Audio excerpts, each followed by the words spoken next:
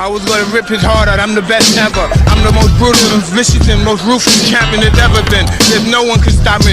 Lynx is a conqueror, no, I'm Alexander, he's no Alexander. I'm the best ever, there's never been anybody ruthless. I'm Sonny Liston, I'm Jack Dempsey, there's no one like me. I'm from Nairclaw, there's no one that can match me. My style is impetuous, my defense is impregnable, and I'm just ferocious. I want your heart, I want to eat his children. Praise be to Allah.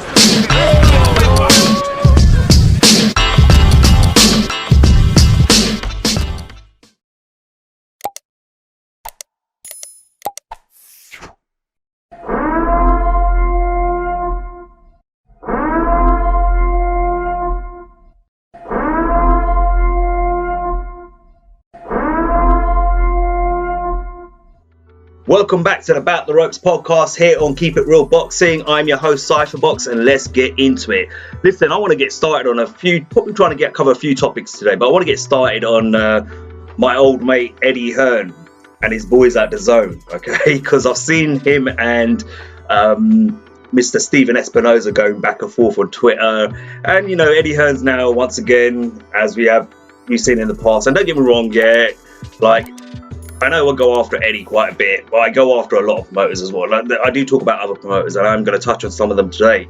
But promoters are promoters. I don't understand where promoters nowadays and even broadcasters have this whole fan club, fanboy thing at the moment. I really don't get it.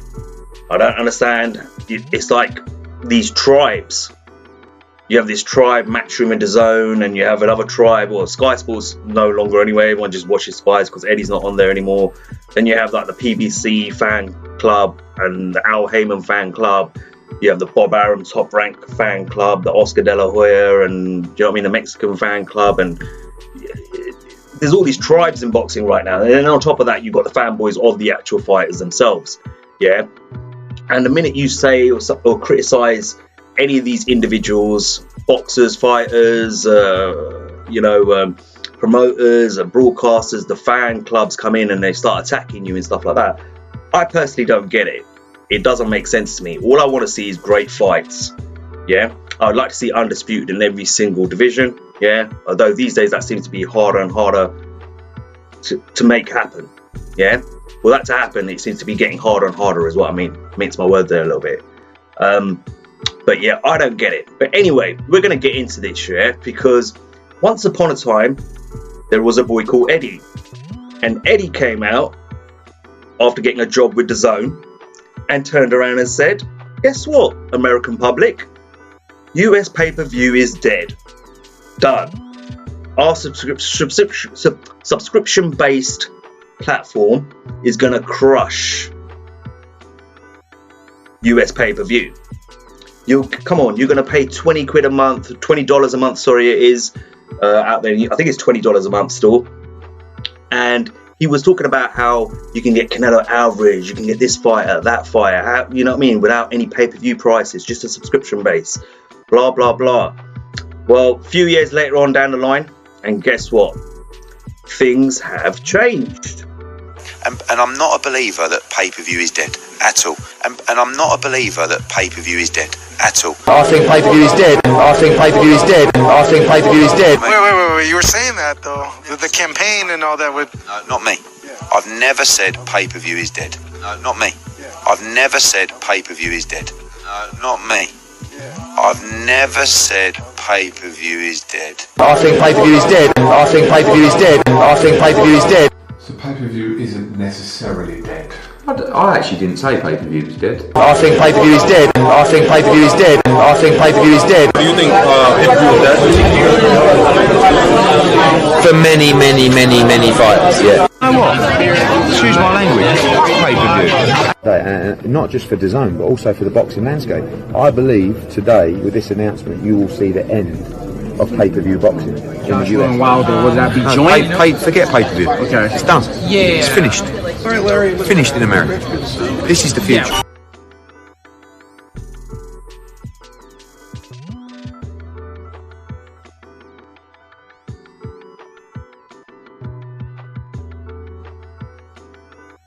I'm never one to say pay-per-view is dead.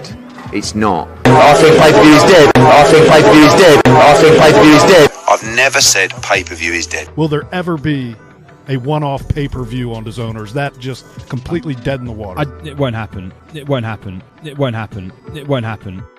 So this was something that Stephen Espinosa tweeted out from Showtime's Boxing, Showtime Sports.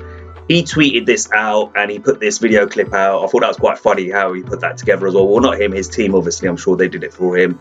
But it was a response to the news that was released by DAZN recently regarding their subscription-based platform and pay-per-view, future pay-per-view events on their subscription-based platform. You can see DAZN underneath that. Do try and reply. I'll get into that in a little bit later. But first, I want to show you the news that broke about DAZN and its pay-per-view model that there's going to start launching, starting with Canelo Alvarez versus Dimtry Bivol. And here's what Michael Benson tweeted out recently. If you're not following Michael Benson on Twitter, I would highly recommend it.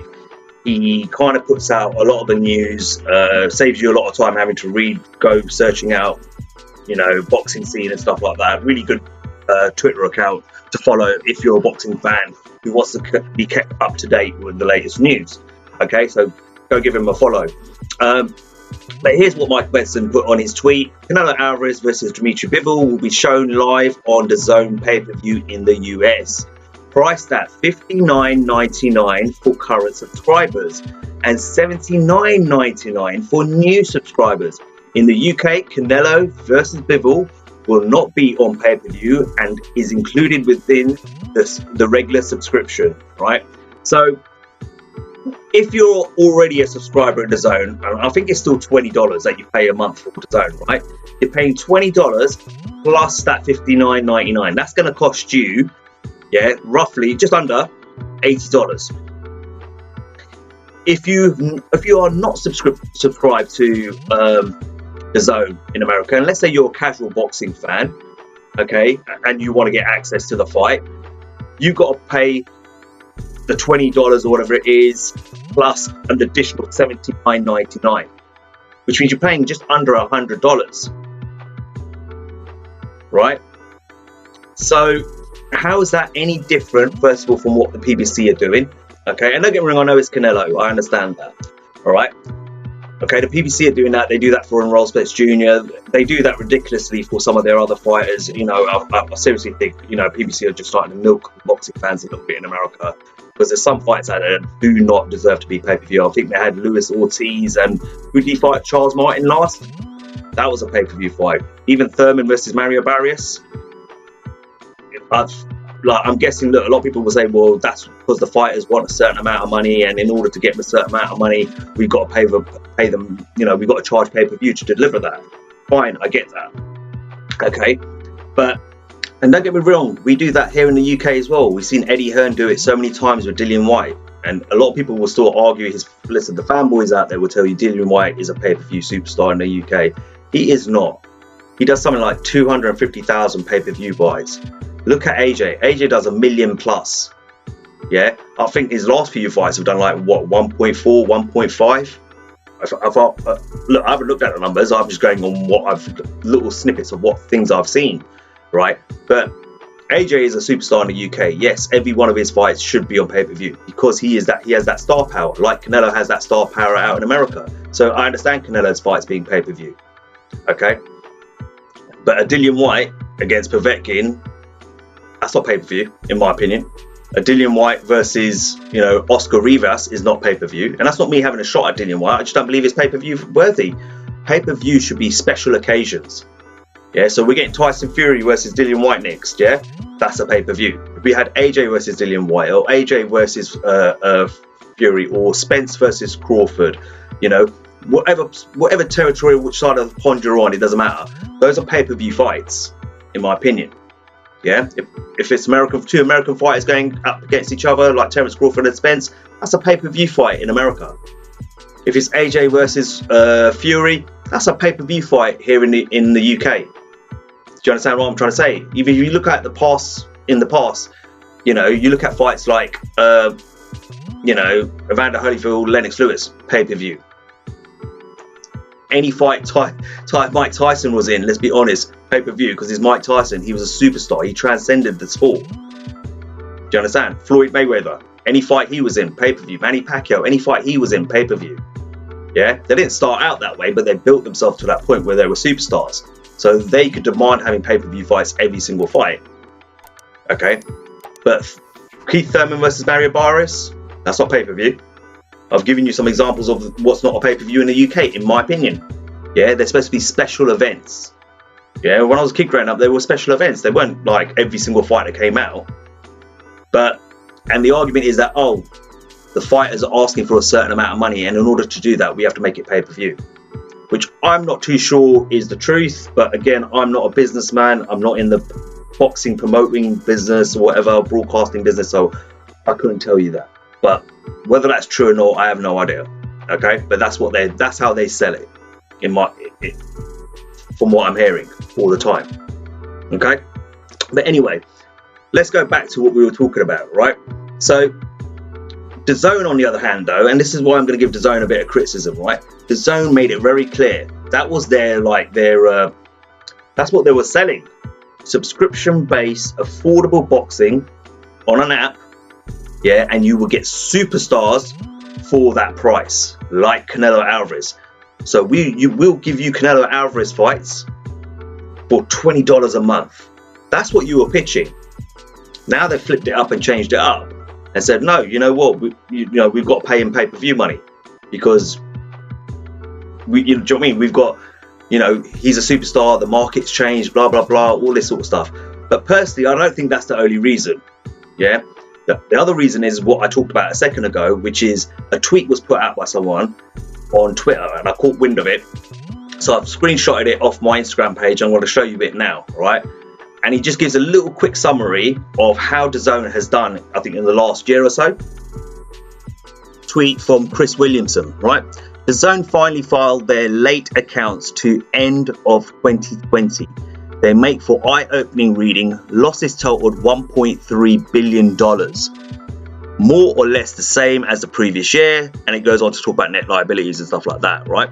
But basically, and if you look at it, he's also attached the P&L sheet, how that will break down. But the fact is that they've lost $1.3 billion.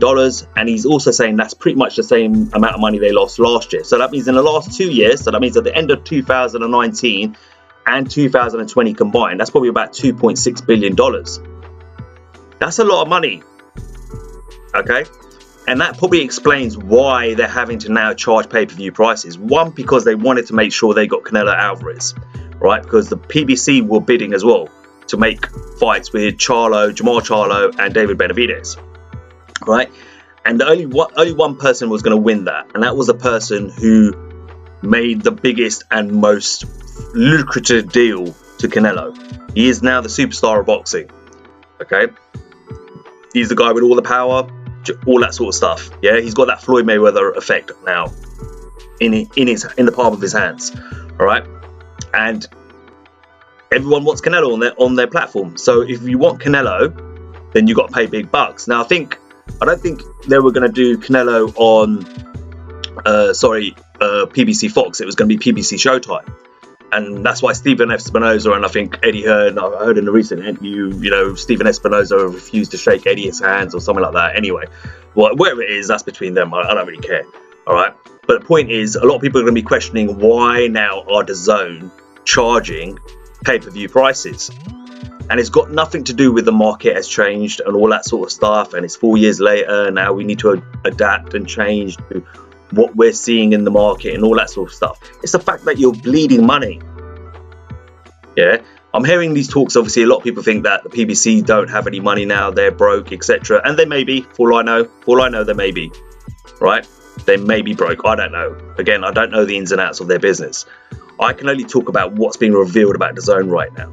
And according to this tweet, DAZN at the end of 2020, their accounts or whatever it was, they made a loss of 1.3 billion, which was the same as the year before. So that's 2.6 billion in the space of 2 years. They're hemorrhaging money.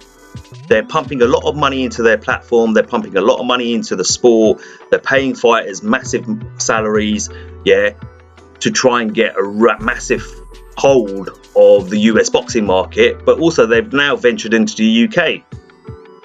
Okay, and that's going to cost a lot of money to do that. And I understand that you got, obviously, you know what I mean, to make an omelette, you got to crack a few eggs, right? But now they're probably looking at their in terms of their losses each year and thinking like, listen, we've got to find a way to make money back as well. And they're probably looking at this thinking, right, okay, well, let's get Canelo across here. Let's offer to pay Canelo this much amount of money, and we'll guarantee that money to him. And then guess what? We'll make the money back and try and make a little bit of a profit on the pay-per-view by charging new subscribers and old subscribers pay-per-view now prices for Canelo Alvarez fights. That's what it comes down to end of the day, business, guys. Yeah, and this is where, like, I know I started off by making a bit of fun of Eddie Hearn, and it is fun to make fun out of these promoters and some of these fighters. I get a kick out of it. It's funny to me, yeah. And I know it upsets a lot of the fan clubs out there and fanboys out there and stuff like that. But the fact is, I'm not saying Canelo's not worth that money as a boxer at all. Right? First, I want to put that out there. This is not Canelo's fault. Canelo is at the top of the sport. He is the top of the food chain. He is the superstar in boxing. If you want the superstar of boxing, you got to pay superstar money to the superstar, right? So that's not his fault, yeah? But at the end of the day, DAZN aren't doing well by the looks of things in that sense. They're not, by the look of that, like $1.3 billion loss in a year, which was the same as the year before. That doesn't sound too good to me. So they've got to start finding ways to make money back. And the way they make money back is they start charging you pay-per-view now. But it's also egg on your face. It's egg on Eddie's face. It's egg on DAZN. What's his name? That Mark? No, I forgot his name. Is it Mark Nowacki or something like that? The head of DAZN Boxing or whatever it is. I don't know what his name is. But you saw a little clip at the end where he was saying, no, it won't happen. We won't charge pay-per-view prices. Well, guess what? It's happening. Yeah? And it just looks bad on you. And now, in my opinion, you've got to be careful what you say. Yeah? Even me, I have to be careful what I say on here. Yeah? Because I could say something to you guys, and then 2 weeks later, it could be egg on my face because I got something wrong. Yeah? Not that I've got a problem admitting that I'm wrong, but you do have to, right? Okay? So he's put it out there, but instead of Eddie saying, yeah, look, blah, blah, blah, but now he's turning around saying, oh, you know, yeah, okay, maybe I got it wrong. You know, pay-per-view isn't dead. It's clearly a platform we need to start using again and stuff like that. He's going with the whole, oh, the market's changed and this and that, blah, blah, blah. No, the fact is, you know what, Eddie? Your company that you're with, DAZN, they might have a lot of money to spend because obviously they've got this billionaire investor or owner, whatever it is, okay, but they're still burning through a lot of money and potentially not making a lot of profit back. Yeah, like I said, I don't know DAZN's books, yeah, so I'm going to go off the information that I see, right? That's all I can do. Yeah, I can use these so-called sources, and they are so-called sources for information, and then give you my opinion on it. And from what I can see, from what I've got, is that DAZN's making a loss every year, a big loss. It's hemorrhaging money. It's bleeding money. All right, so now they're like, hey, we need to do pay-per-view money.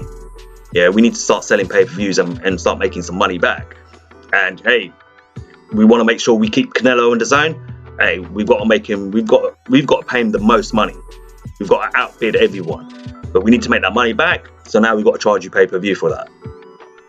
You know, Eddie Hearn's already hinted as well. I've seen him in an interview. He's turned around and said, oh, that in the UK, AJ's pay-per-view. So I don't know if AJ's going to stay with Sky or whether with DAZN. But, you know, and a lot of people will turn around and say, well, you pay your Sky subscription and then you pay a pay-per-view on top of that. Yes, but with Sky, you get hundreds upon hundreds of channels. There's more to it. You're getting more than just Sky Sports. You're getting movies, you're getting music channels, you're getting, you know, Discovery channels and all those nature channels and all that sort of stuff. You're getting entertainment channels, you're getting, do you know what I mean? So paying a pay-per-view on top of that, yeah, cool. If you can make that argument, but at the end of the day, you're getting more for your subscription money with Sky, and you get free boxing as well, right? Not free boxing, but you get boxing on Sky because you're paying a subscription, right? With DAZN, you're just getting boxing. Yeah, and it's not necessarily top flight boxing either. Yeah, you get some good fights, but it's not like the elites. It's not like Terence Crawford versus Royal Spence Jr.'s on DAZN, is it? You're not getting those sort of fights. So you're paying the what would we pay out? I think you pay out £7, £7.99 here in the UK for DAZN, and they're going to probably charge you £25, £30 for AJ fight on top of that when he fights. You do the maths. You might think it's worth it. I don't know. You know, that's down to you, for you guys to decide. But he's already hinting at that, which kind of makes me feel like, is AJ going to leave Sky and join DAZN? Probably will happen, because they'll probably throw a whole load of money at him. But at the same time, Sky is still a bigger platform in the UK than DAZN. Sky has probably more subscribers, yeah, because they've got multiple customers that they're aiming at. You know, some people, not everyone's looking to subscribe to Sky for sports.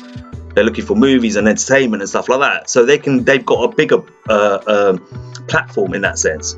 Whereas DAZN's only at sports and specifically at boxing, targeting the boxing fans. Do you get what I'm saying? So will AJ get seen more on DAZN, or will he get seen less? I don't know. Again, I can't predict that. Yeah, I'm not going to sit here predicting that. Yeah, that's just food for thought. You know, leave a comment as always, guys. Let me know what you think.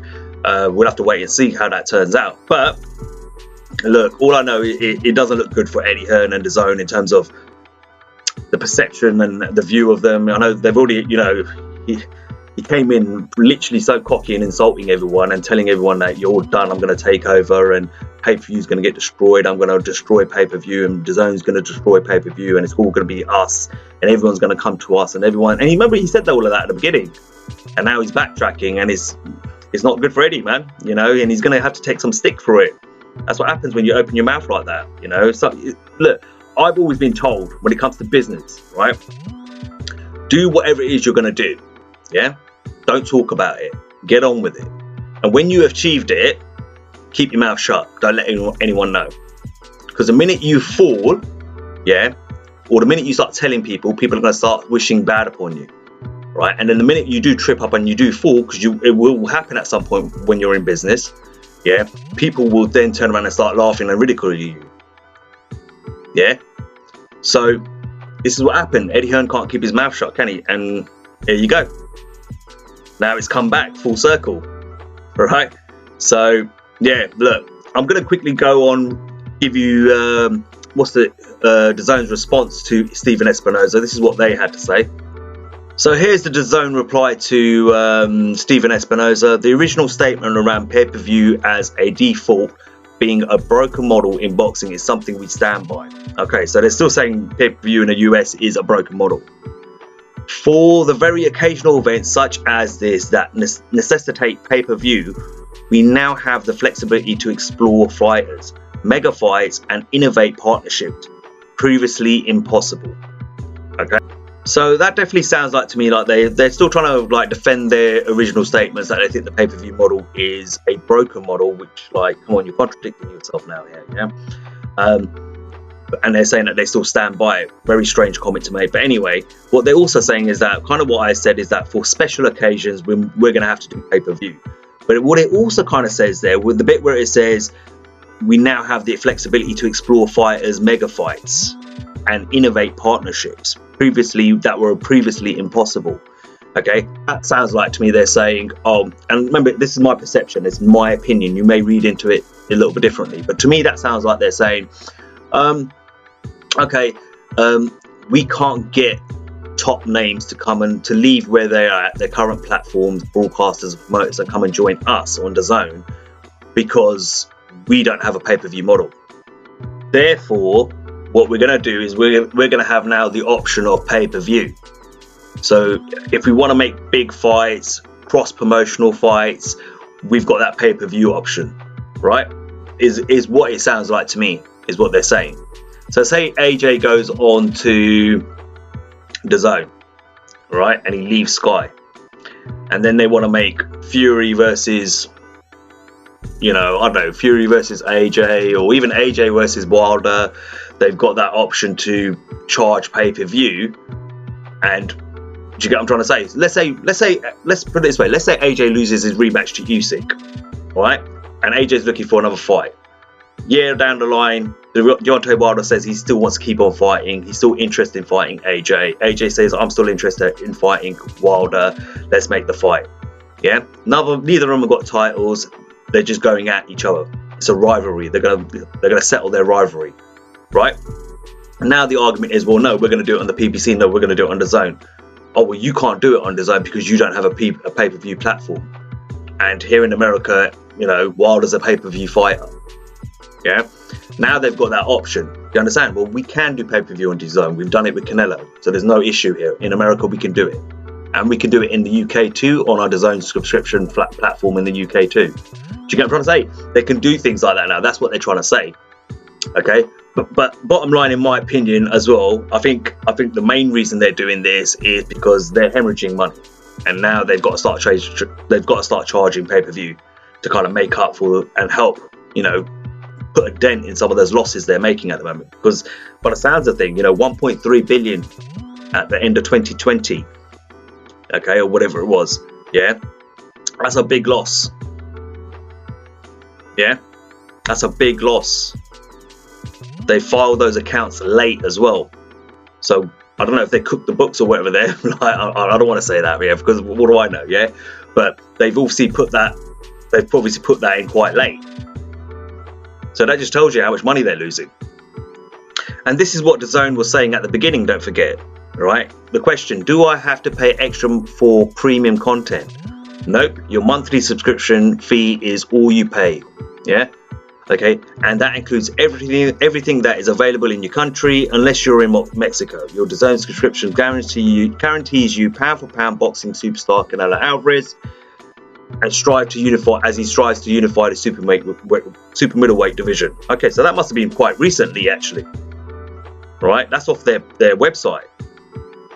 So when you're making these promises and now suddenly you're saying, hey, we're going to do pay-per-view and this is the reason why, you know, just be honest. Say, look, we're not making money, we're bleeding money, and guess what?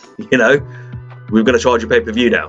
Come on, let's be realistic. No company's ever going to tell you they're hurting like that, yeah, and they're making losses.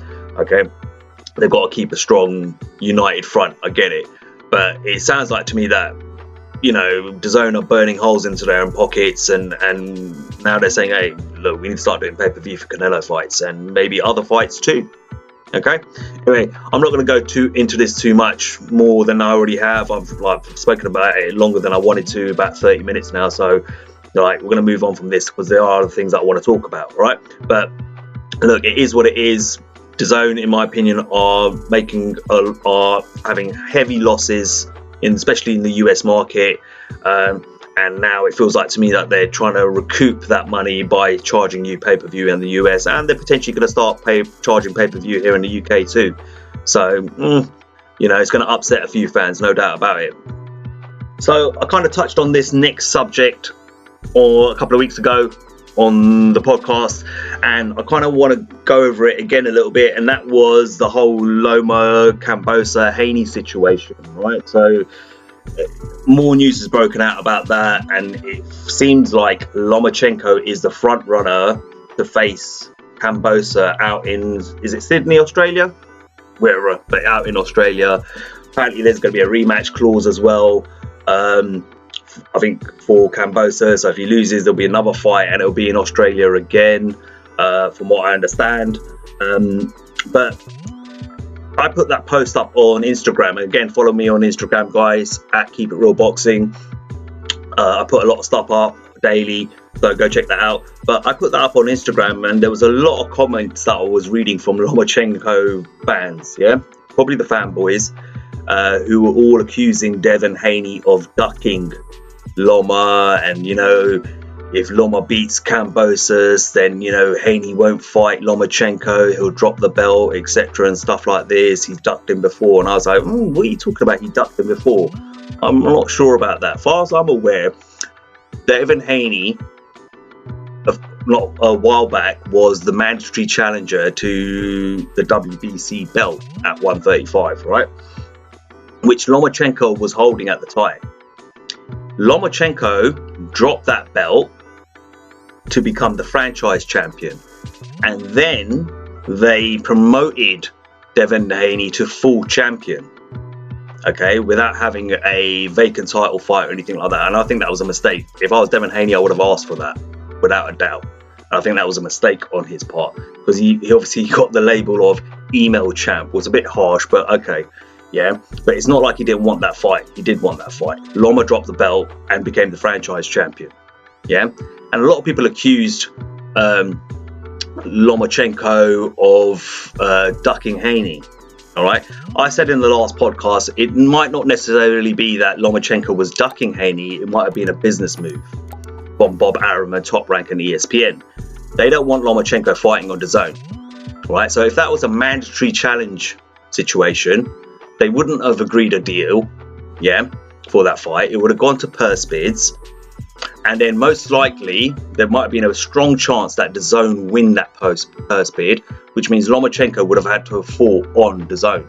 And ESPN and Top Rank were not about to allow one of their top fighters to go to the other side, cross the other side of the street and fight over there. Do you understand? Hence why I said as well, I believe they requested from the WBC for Lomachenko to be made the franchise champion, right? And a lot of people are going to probably say that's not true and jump on it. Well, okay, here's my receipt, my evidence that was the case. Here's Mauricio Sulaimán of the WBC talking to someone, and I will link the full interview in the description of the video as well. Of course, don't forget that, yeah? All right, I want obviously full credit to go to that channel for that interview. But here it is. Here's the soundbite of that particular interview and what Mauricio Sulaimán said about Lomachenko's team requesting for him to be made the franchise champion. The franchise is not a belt, it's not a championship, it's a designation given to elite, unique fighters who carry the industry of the sport of boxing. Canelo Alvarez and Lomachenko are two sensational fighters who carry the industry. There are two fighters who move up in weight, up and down in weight, and who are facing the best opposition as possible. So this is a new concept. It's going to take some time for it to be understood. In the meantime, I will take all the blame and all the punches, but this is not a popularity contest. This is a matter, innovation, visionary. How did you choose Lomachenko? Because I did not choose him. He requested, Canelo requested. So we sent out a vote and we analyzed his history. Ooh, Canelo and Lomachenko requested? Absolutely. Ooh, you just made headlines. Lomachenko. You just made headlines. Lomachenko, Top Rank, requested.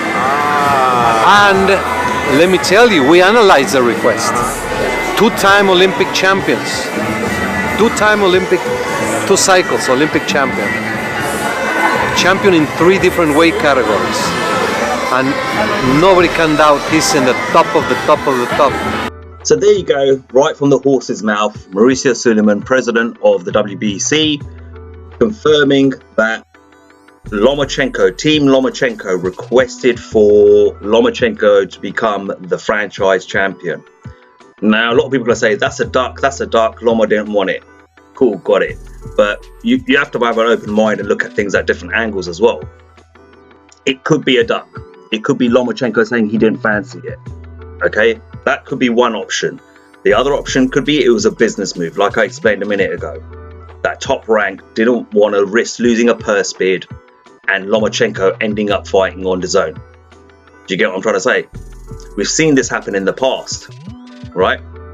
Okay, so if you go back to Sergio Martinez, when he was fighting on HBO, he was supposed to, I can't remember who he was supposed to fight, but he had a contract with HBO. He was supposed to make a mandatory challenge against a fighter, if I remember this right. Yeah, I remember this was years ago, so my memory might be a bit hazy on this one, right? But he was supposed to fight someone, a fighter, not a well-known name. HBO did not want to put that fight on. So basically they said they wanted him to fight someone else or something like that, and they said they weren't willing to do that. So I think he dropped the belt, or he got stripped of the belt, because he wasn't willing to make the mandatory challenge. He wanted to fight someone else, etc., something like that. He got stripped. Then, funny enough, they did a weird thing because they really put a lot of money behind Julio Cesar Chavez Jr. at the time, Senior's son, when he was decent, I suppose, as a fighter, and you know, he had everyone's attention. He then fought for the mandatory challenge, the vacant belt, against a certain someone again, and it was just a whole mess. But from a business point of view, HBO basically didn't want to put Sergio Martinez on against this fighter. So he ended up losing the belt because obviously he didn't make the challenge and he was refusing to do the mandatory challenge. So they stripped him of the belt and then later on put it up for a vacant title fight on HBO against Julio Cesar Chavez against, I think it might have been the same fighter, which was really weird. Eventually we got the fight between Martinez and Julio Cesar Chavez, and Martinez won that fight, no doubt.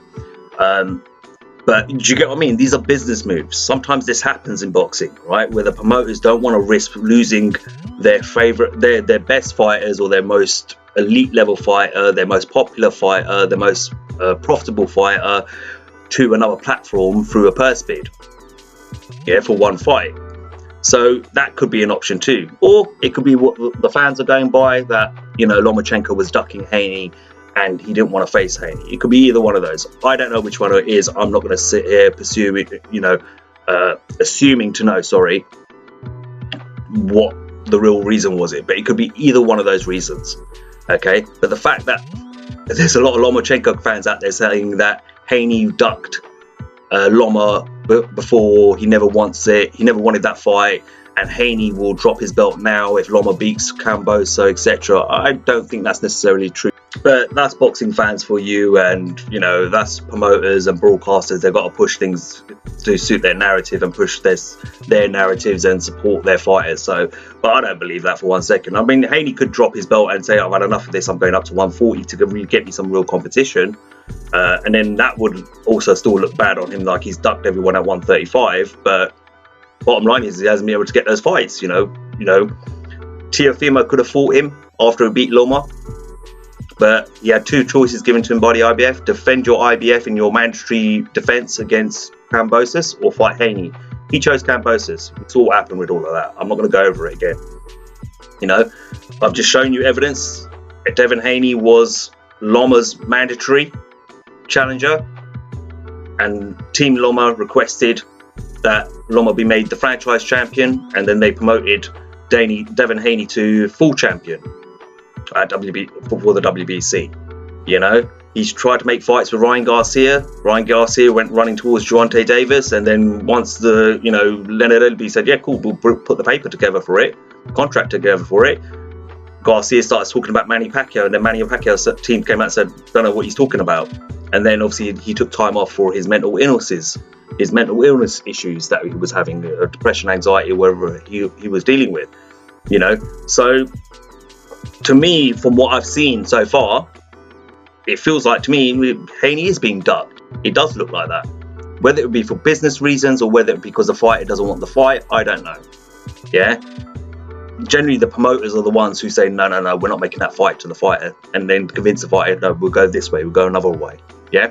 But for people pushing that narrative that Haney's ducking Loma or ducking anyone in that division, I see it a different way. You're entitled to your opinions, but this is how I see it. And from what I'm seeing and the information I've got, it looks like that. Yeah. But we're going to talk about this a little bit more because it's, you know, we're going to unfold some more other things that have gone on and been said. So really, you know, that's just my initial thoughts. You might hear me down the line in this podcast turn around saying, who knows who's to blame in this whole situation. But let's talk about it a little bit more. Yeah? Now let's go into what Mike Coppinger recently told Max Kellerman on Max on Boxing. All right. Coppinger is not having a good time recently, but at the same time, he's probably been a bit vindicated as well, because he obviously put out about the whole Canelo news that it was going to be Bivol, was going to be Triple G, and PBC that deal was knocked completely by Canelo. Canelo came out and said, don't lie to the people, I'll be the one who, you know, reveals to you at the end of the day who's going to get the fight, yeah? Who's going to get the deal with me, all right? And he said he was still negotiating with both parties. And then literally a week later, guess what happens? Well, Canelo announces Bivol and Triple G is the next two fights, right? But I just kind of want to play to you now what Copper just said on Max on boxing. All right. Here, you're also reporting that Vasyl Lomachenko has agreed to his side of the deal to fight lightweight champ George Kambosos Jr. in Australia. How close is the deal to being completed? Max, also really close there as well. Yeah, like you said, Lomachenko did agree to his side, and that deal includes a rematch clause if he beats Kambosos for a second fight in Australia, which of course is very appetizing to the Kambosos side. But no matter who he fights, whether it's Lomachenko more likely or Devin Haney, Kambosos' first defense of his undisputed lightweight title is going to be June 5th in Melbourne, Australia at Marvel Stadium. That's a dome stadium because it is winter time in Australia then. And that's going to be on a Sunday afternoon to make for a prime time Saturday night, June 4th telecast. And if it's against Lomachenko, it will be on ESPN. So notice there, Mike's being a bit careful, right? Mike's being a bit careful there, right? Because he obviously got it. He obviously had Canelo come at him recently. And he's kind of saying like, yeah, definitely looks like Loma versus Kambosos. And, you know, but Devin Haney, you know, you never know, whoever gets the deal, Haney's still in there kind of thing.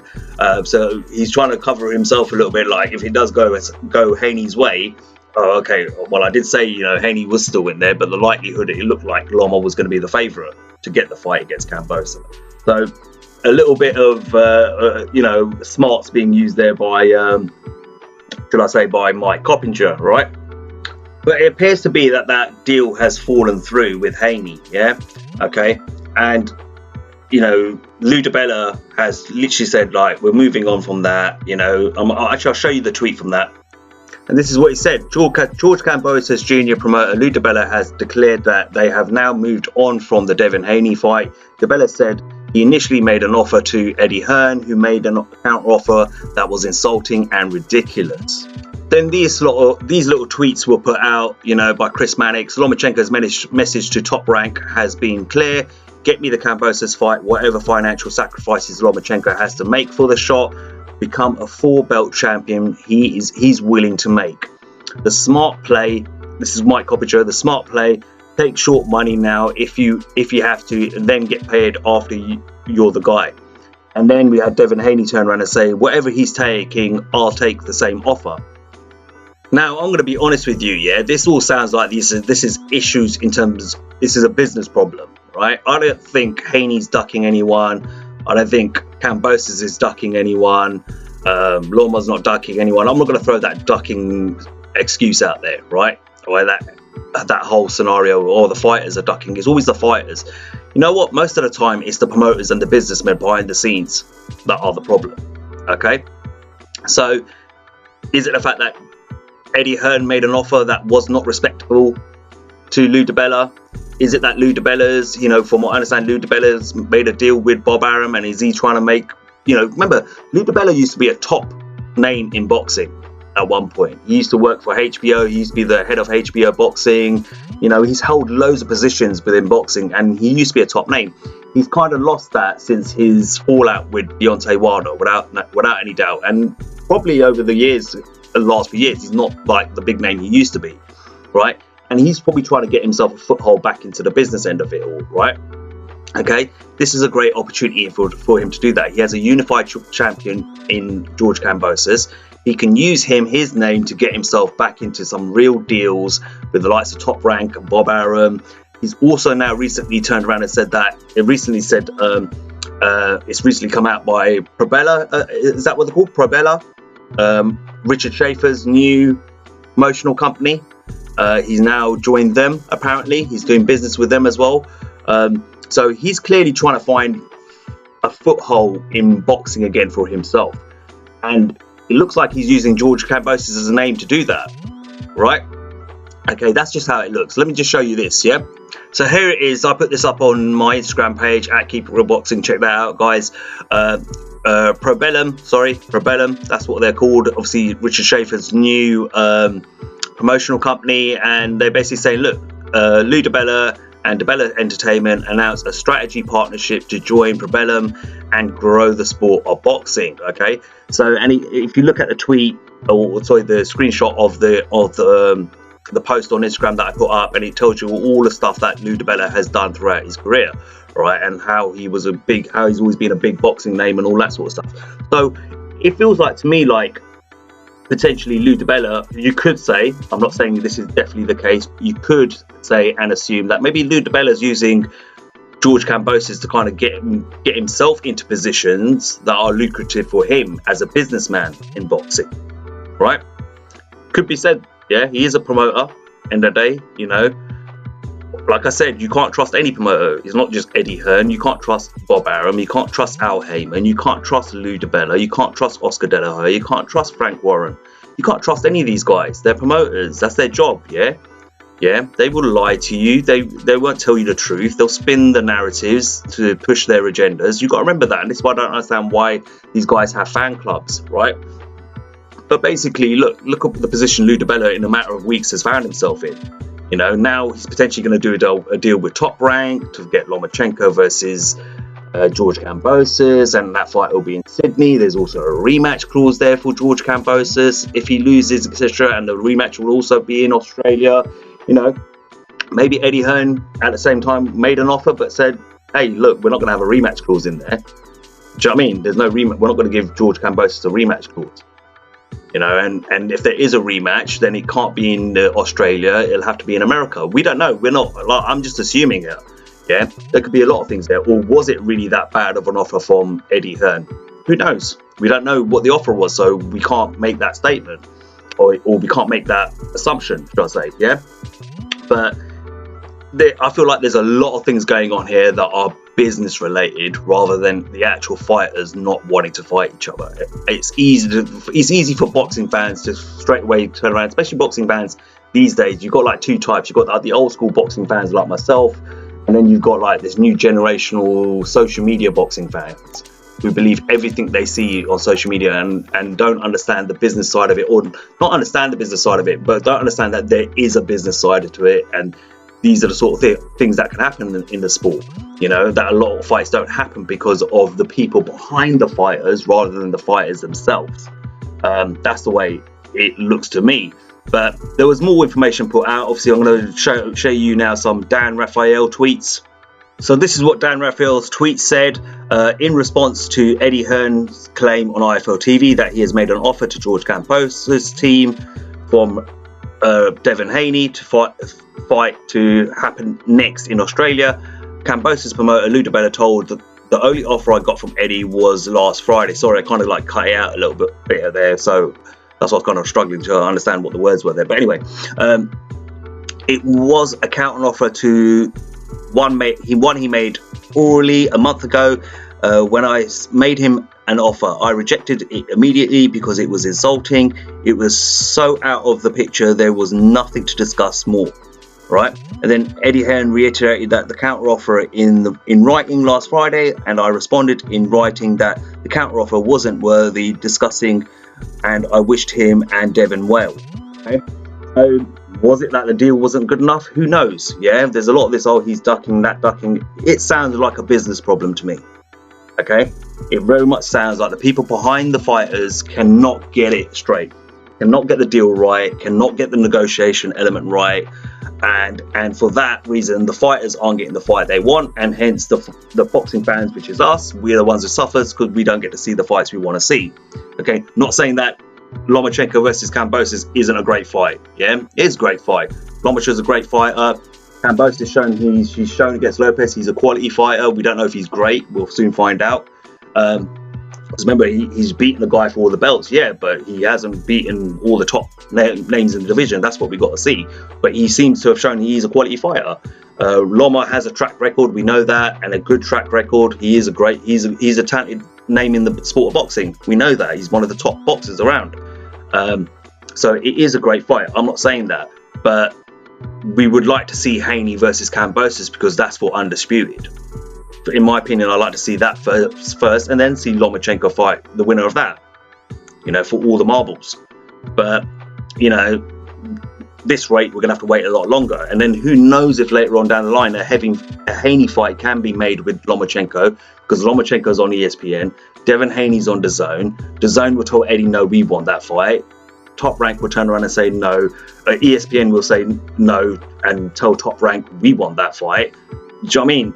Etc. etc. So the business gets in the way of it, and this is why fights don't get made.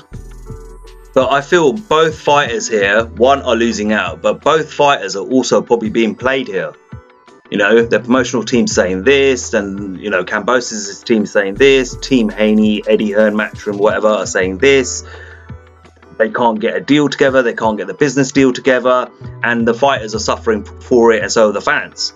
Yeah, and then what you get is what you get on social media, which is you get the two fighters going at each other, and now everyone assumes that one fight is ducking the other one. So let's have a look at what Kambosos said after he beat Lopez, and he was at this was when he was at Devin Haney's fight the following week. I can't remember who Devin Haney fought now, yeah, but anyway, he was at that fight, and they kind of had a little exchange of words. Nothing rude. There was no trash talking or anything like that. They were just talking about making the fight. With all due respect, why do you feel like I need to look exciting or whatever the case may be? Why not just make it happen for all the belts, no matter what? Oh no, we're gonna do that. Good. That's it. That's all right, as long as if it makes sense. It makes sense. No, of course. And I know you already said you come to Charlotte. That's beautiful because I'll fight you on Jupiter if I got to. Hey, I told Eddie if someone pulls out, I'll fight this weekend. Regardless of the cut. I'll fight this weekend, but no one's Do you respect Devin as a champion in your division? Do you respect him as a champion in your division? Yes, of course I respect him. I always have respected him, and he knows how much I've respected him, and there is a mutual respect here. But if things go right, and the dotted line obviously gets signed by both sides. Is this the true undisputed? Is this the true undisputed right here? Look, we're going to get it done, and you know what? There won't be any more disputes. Games or bullshit about what it is. So why do you think Devin has been so much avoided? Why do you think he's been like one of the most avoided fighters like out there? He's a talented guy. No disrespect there. That's not my business. Maybe they can't get the right fights. Look at my interviews before the fight. I wasn't saying, oh, Tio gonna thrash him or nothing like that. I said, man, Tio don't look too good to me. I don't know if Tio gonna win, because I was talking to him. I knew how focused he was. I'm like, man, I don't know. I was actually gonna go bet on him. I'm fucking pissed still to this day. No, for real, I'm pissed to this day that I didn't bet, but I had to work out, so I couldn't time it right. But man, it's all good. Look, I was a dog in that fight, and you know what? You know what I said though? I'm gonna make it back because we're gonna do it for the belts, and I'm gonna get all the money back. So if Devin agrees to fight you in Australia, I'm gonna make more. Listen, all the belts. If Devin agrees to fight you in Australia, we gonna make it make sense. If Devin agrees to fight you in Australia, is there any chance you'll turn it down at all? If he agrees to fight in Australia, like I said, as long as it makes sense with everything else, 110%. I'll fight anybody. We gonna get past you, Center Fort. Yes. How you gonna make it happen? Focus on How you feel about fighting in Australia? Man, we don't want to pull that Tio card. December 4th. See, fighters are just simple creatures, right? Okay? Right? They are, right? When you get them together like that, it's all, hey, I want the fight, you want the fight. Of course, we need to make sure it makes sense. We need to make sure it makes sense from a business point of view. When they're so respectful of each other like that, it's easier as well. Between themselves, yeah, we can get that fight done. No problem, no issues. Yeah, there shouldn't be a problem. We'll make it make sense. You know, I'll come out to Australia. Literally, Devin Haney and Kambosos probably there and then could have drawn up a contract and signed it. Yeah? Okay. Of course, you need business people and your lawyers and your promoters and all that involved. Make the contract, because obviously they've got to put all the legalities into the contract, right? But my point here is that when you get two fighters together like that, I don't see that those two guys are scared of each other. I don't see those two ducking each other. Okay? But suddenly, as soon as the business element gets involved, which is Lou DiBella, promoter of George Kambosos, Eddie Hearn, promoter of Devin Haney, and throw in Bob Arum, the spanner in the works, promoter to Lomachenko, you get this on social media afterwards, right? And these are the tweets that were exchanged. Some of the tweets that were exchanged between Devin Haney and George Kambosos.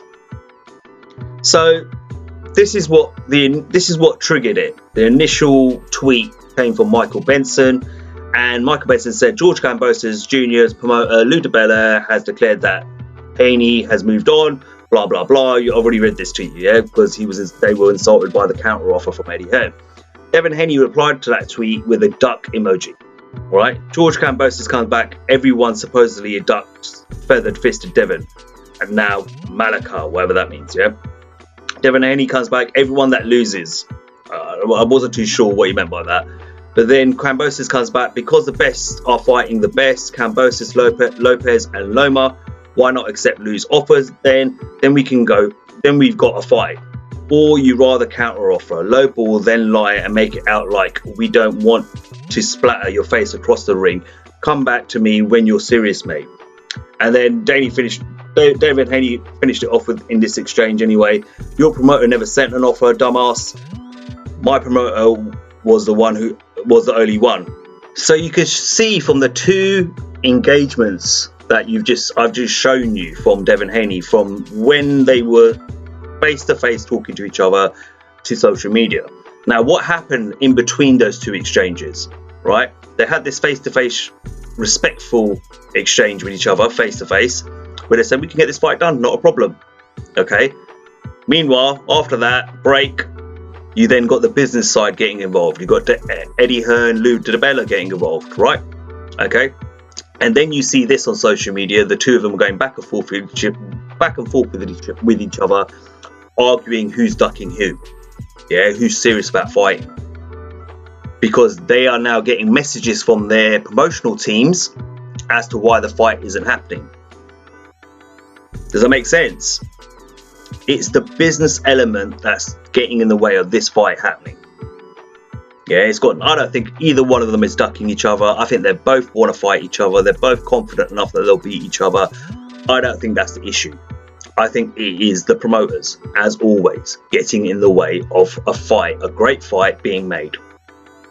Okay, so all these guys out there who are pushing, you got the Haney fan sets, you got the Vasyl Lomachenko fan sets who are accusing one another, your fight is this, your fight is ducking, your fight is scared. Absolute nonsense. I don't think any of those guys are scared of fighting each other. I think it's a business issue. Yeah, getting in the way. Once again, who's going to control the fight? Yeah, who's gonna profit most of it? And that's what businessmen do. Leave it up to the fighters, and the fighters can make the fight themselves. They could draw up the contract probably there and then if you left them to themselves. But when you get the businessmen in and out who do the advising, that's where the problems come in. And I think I'm not behind the scenes. All I can say is what I can see in front of me, and it looks like Lou DiBella and Eddie Hearn are both responsible for this fight not happening. Yeah, it's got nothing to do with the fighters whatsoever. Absolutely nothing. 1 minute they're being all respectful of each other, of each other's accomplishments and how talented the other fighter is, etc., and how much they want it, and then suddenly the businessmen get involved, and then we get this on social media. Says it all. And it's not even just fan bases that will push a certain narrative. Even media will do that. The mainstream media, Dan Raphael's, the Mike Coppingers, the Max Kellermans and all this sort of stuff. Even on this side, big mainstream YouTube channels and stuff like that. Even in the US, big mainstream YouTube channels are pushing their own agenda. But when you take out all the emotion out of it and you use logic and common sense, what is the actual problem? It's like that whole thing, right? So I think, was it David Attenborough said it? If you get a jar and you put red ants into it and then you put black ants into it, apparently they won't attack each other and they won't kill each other. I'm just going on what I've heard, right? Okay, but apparently they won't attack each other. But if you grab the jar and then shake it violently, the red ants will start fighting the black ants, and the black ants will start fighting the red ants. So the enemy isn't the person the enemy aren't the ants, yeah, because none of them actually started the war off. It's the person who shook the jar. And in this case, I feel like Eddie Hearn and Lou DiBella are the ones who have shaken the jar, and you get Devin Haney and George Kambosos now on social media accusing each other of ducking each other. It's like, okay, he made an insulting offer. You could turn around and say, all right, Eddie Hearn made an insulting offer. Then why not renegotiate, go back? All right. There could be an element there. A lot of people will probably use that one. Okay, maybe Lou DiBella said, hey, I'm tired of wasting my time. I need to get my fighter a fight. He wants a fight. I'm not going back and forth with this guy. I've made him an offer. Accept the offer. Let's go to Australia. Okay, maybe Bob Arum's made a better deal and made a better offer, countering Eddie Hearn's offer. Do you know what I mean? But it's the businessmen. They can't get it right. And because they couldn't get it right, Devin Haney suffers. George Kambosos suffers. They don't get to make an undisputed fight. George Kambosos is on the better end of it because he gets a Lomachenko fight. Yeah. George Kambosos is a free agent in terms of broadcasters, I would assume. So it's easy for him to go and make that fight. Not so easy for Devin Haney go and cross and make that Loma fight because of the business. Again, business gets in the way, yeah, and it gets involved. So this is why these fights don't happen. You've got to understand that, all right? It's not. I don't think it's the fighter. It's not necessarily the fighter's fault that the fight isn't happening. I know a lot of people will push their narratives. Yeah, there's a lot of narratives going on out there. You know, there's a lot of narratives about race. Yeah, I'm not going to go too deep into it. Yeah, but I don't want to touch into that a little bit, maybe with Terence Crawford later on in this podcast. But let's talk about that. Yeah, a little bit. There is that narrative that's being pushed right now. There's a narrative that, you know, fighters are scared, fighters are ducking. It's a race issue. They're trying to. Devin Haney's black, and they're trying to, you know, push him to one side. Okay, you know, Haney's scared of Kambosos and Loma. Loma's scared of Haney. Blah blah blah. All this sort of stuff is going on. You know what I'm talking about. Yeah, I'm sure you hear it all over the internet. Yeah, I don't want to get too deep or too involved in that stuff. Yeah, but I'm going to take the emotion out of it because these YouTube channels out there, these other YouTube channels out there, and these other channels and, you know, platforms out there who are pushing that narrative. Okay, that's their business. They want to run with that, go for it. If that's your thing and that's what you believe, go and listen to them. Here I'm going to use logic, I'm going to use common sense, I'm going to look at things in as many angles as I possibly can, right? And to me, it looks very much like the business end of it has got in the way. Yeah, the only color that's got in the way of this fight not happening is the color green, which is the color of the US dollar. Yeah, money and all that sort of stuff has got in the way of George Kambosos and Devin Haney happening. I don't believe either one of those guys are afraid of each other. I don't think they're ducking each other. It's just the two promoters could not come up, you know, couldn't put their heads together to come up with a good deal. And a little bit, egos are probably getting in the way. You know, Lou DiBella's has in the past been extremely frustrated with Eddie Hearn because Eddie Hearn has opened his mouth and said certain things about Lou DiBella in the past.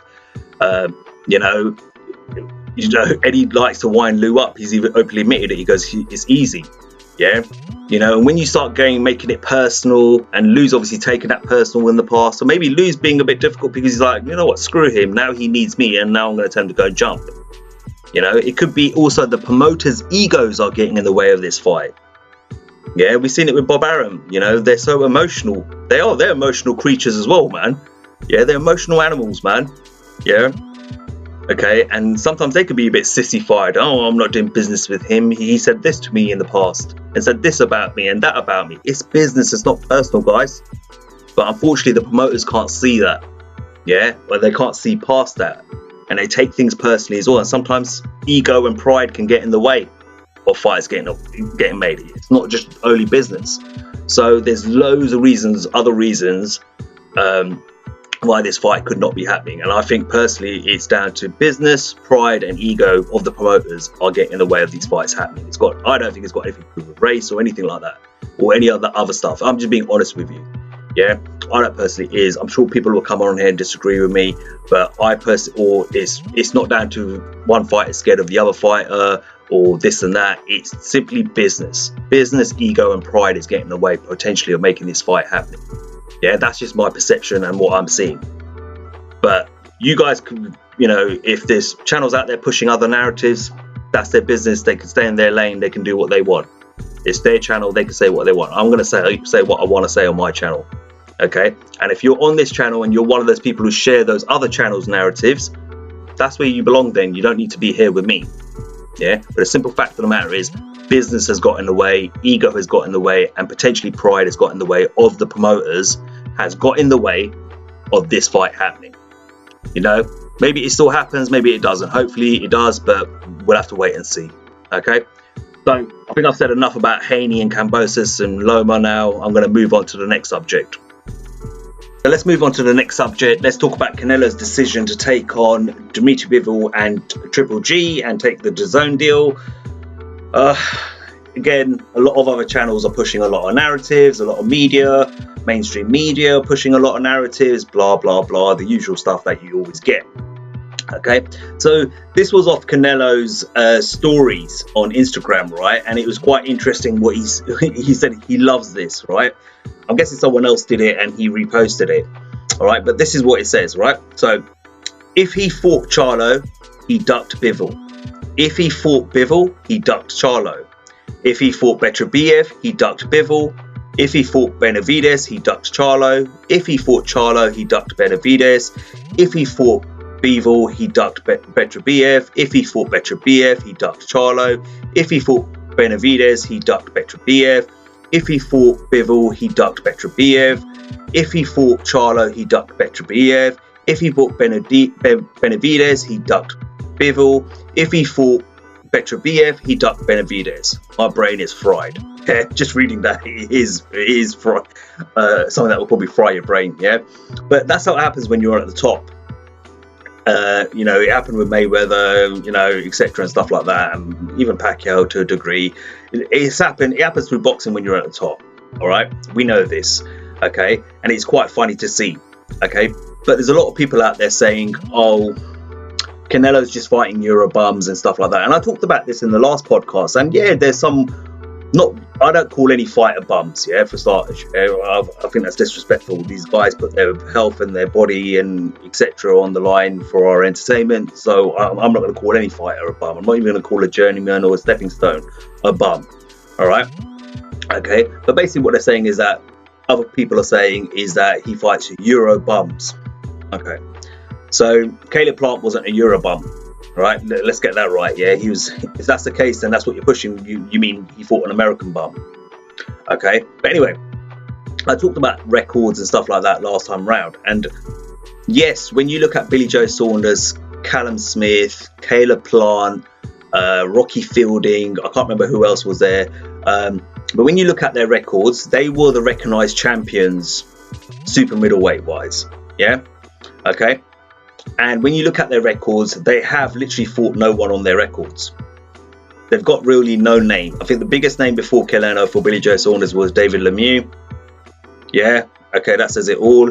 For Caleb Plant, it was Uzgatiku, but hopefully I said that right. For Callum Smith, it was George Groves. And I personally feel Callum Smith lost to John Ryder in their fight before the Canelo fight was made. Rocky Fielder really doesn't have any names on his record. He had a loss to Callum Smith, if I'm right. Or if I remember right, yeah, he lost to Callum Smith. Got knocked out or whatever it was. But they have no one on their records. And then my argument on the other flip side was, yes, but you also have to look at when people are saying, well, who has Charlo fought? Who has Benavidez fought? Etc., etc. My argument was, well, those guys, Billy Joe Saunders, Plant, Callum Smith and Rocky Fielding didn't fight anyone. I totally agree that those guys didn't fight anyone either, and they got shots against Canelo, right? So I get the argument that why isn't Benavidez and Charlo getting the shot? Why, you know, when people turn around and say, well, the reason is they haven't fought anyone. They haven't got any names on their records. I agree, yeah. Charlo has not fought anyone. Let's be honest. Since he's got to middleweight, he's fought no one. At 154 pounds, he's got some names at 154 pounds on his record, but they're not elite level superstars or anything like that. Okay, he's fought no one at 160. Benavidez has really not fought anyone, even though Benavidez has called out Caleb Plant, he's called out Charlo, etc. He's now calling out Demetrius Andrade, etc. Right, even though he's asking for a lot of money, should I say, for that fight against Andrade. Right, which I covered in my last podcast. Go and watch that if you want to know what I'm talking about here. Okay, Billy Joe Saunders has got no one on his record before Canelo, but got the shot. Caleb Plant has got no one on his record really, yeah, but got the shot. Callum Smith has really not got anyone on his record, but got the shot.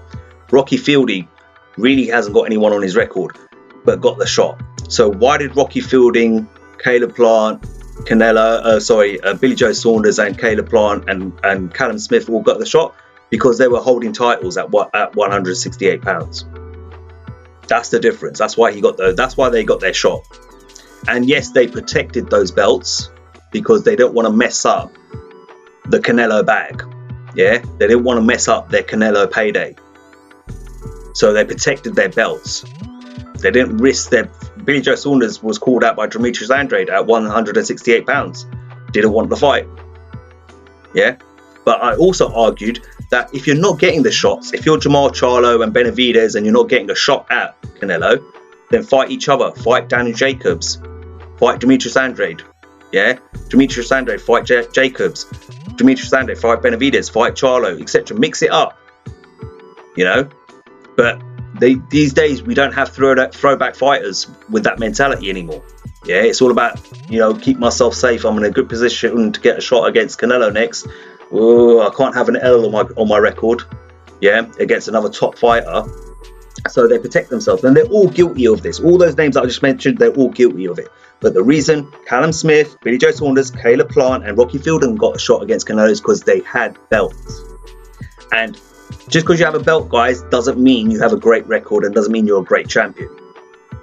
Anyone can get a world title these days by fighting literally nobody.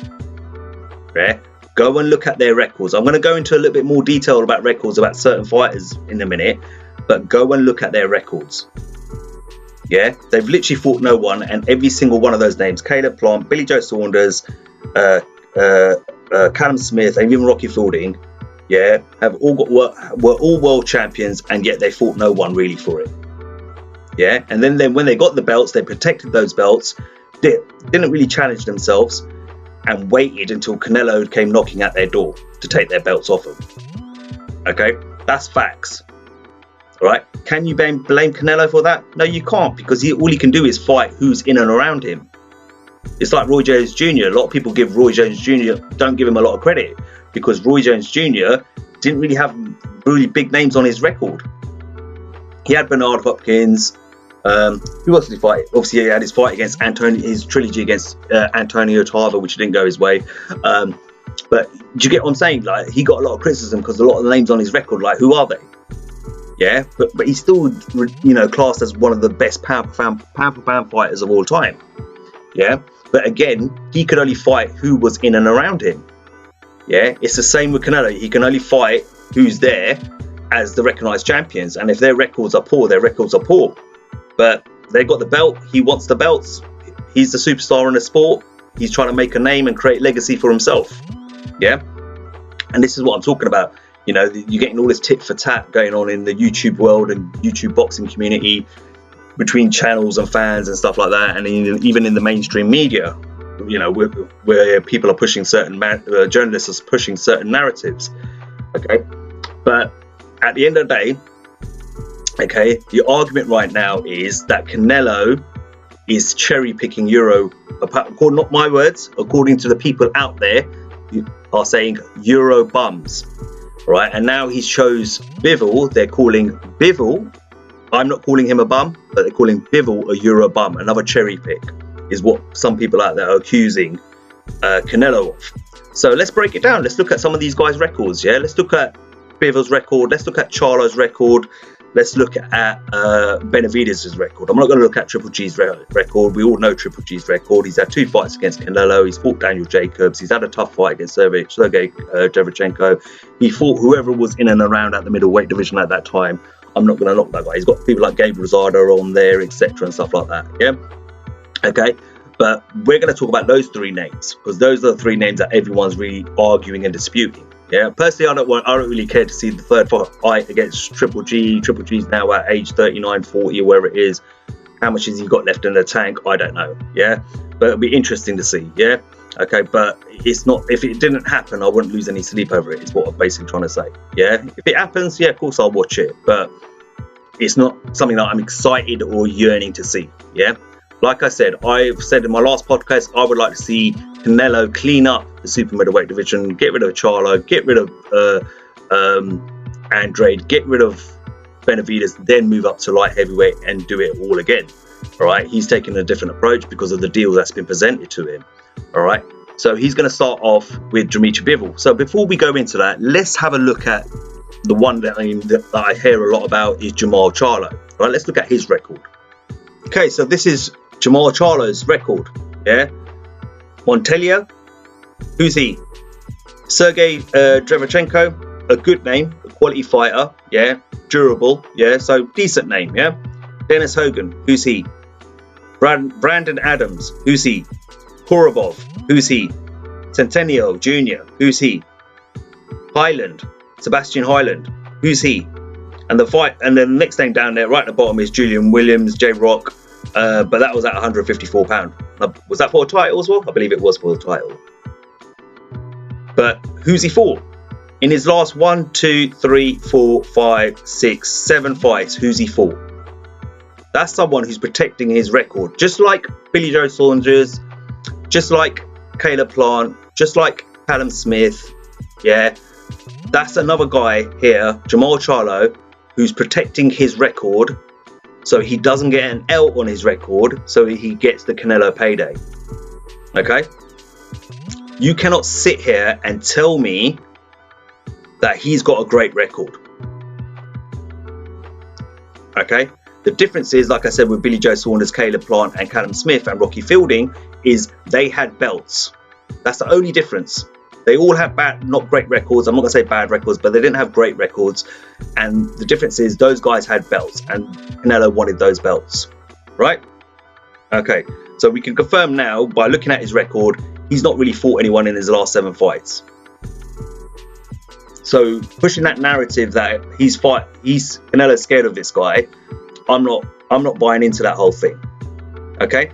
And there's other things, again, that are getting pushed along with it. I'm not going to repeat myself. You know what I'm talking about. Yeah, if you don't know, like, where have you been? Because these channels are all over YouTube. I'm not going to go running with that narrative. Yeah? Okay, the simple fact is, yeah, he's not fought anyone in his last 7 fights. But yet people out there are accusing Canelo of ducking him. All right. But at the same time, they're saying he's ducking Charlo, and Dimtry Bivol is a Euro bum who's fought nobody. You know, he's cherry picking the easier fight. Okay, well, let's look at David Benavidez next, yeah? So the other one is that David Benavidez is being ducked as well, and obviously Canelo is cherry picking Dimtry Bivol. All right, etc., and all that normal stuff that you keep hearing from these certain fans out there and these certain media channels out there, etc., and stuff like that. But let's look at David Benavidez's record, right?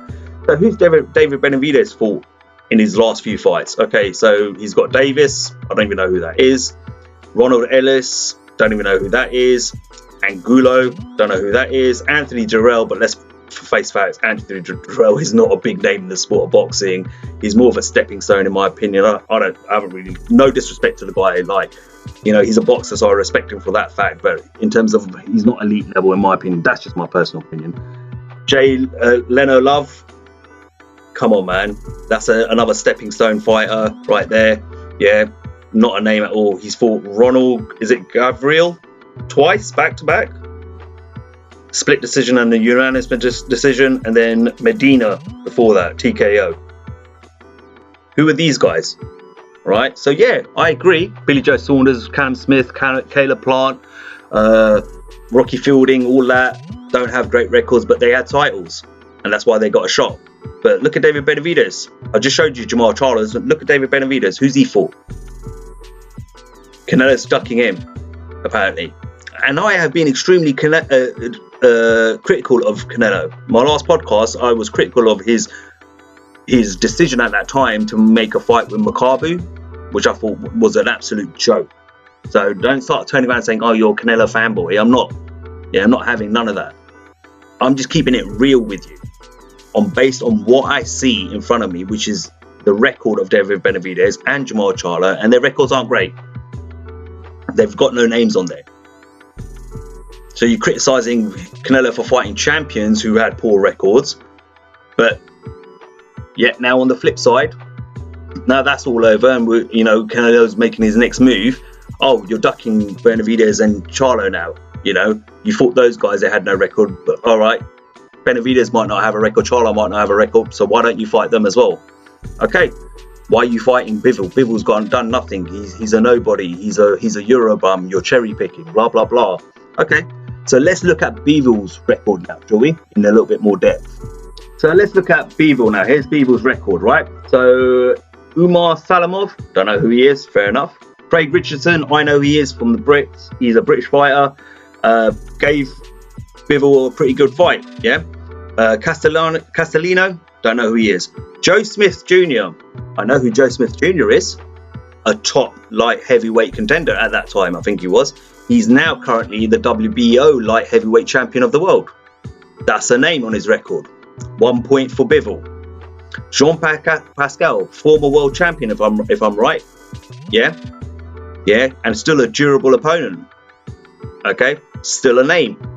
You can give him half a point for that if you want. Yeah, all right. I'd give him a point, but most of you guys, let's give him a half a point. Isaac Chilemba, decent name. Gave Sergey Kovalev a lot of trouble when Sergey Kovalev returned to have a home fight in Russia. Do you remember that? Isaac Chilemba is a good durable opponent. All right, not elite level, but a good durable opponent. We know him, right? And then look, Sullivan Barrera, another top light heavyweight contender. Right, so it's fair to say, just with the names of Joe Smith Jr. and Sullivan Barrera, yeah, just taking those two names, those are two names, top names he's fought in his own division at light heavyweight. One of them, who is a current WBO world champion, is Joe Smith Jr. He's clearly done, on his last several fights, he's done more than Charlo, and in my opinion, he's done more than Charlo and Benavidez to deserve a fight against Canelo. It's that easy, guys. Just look at the records.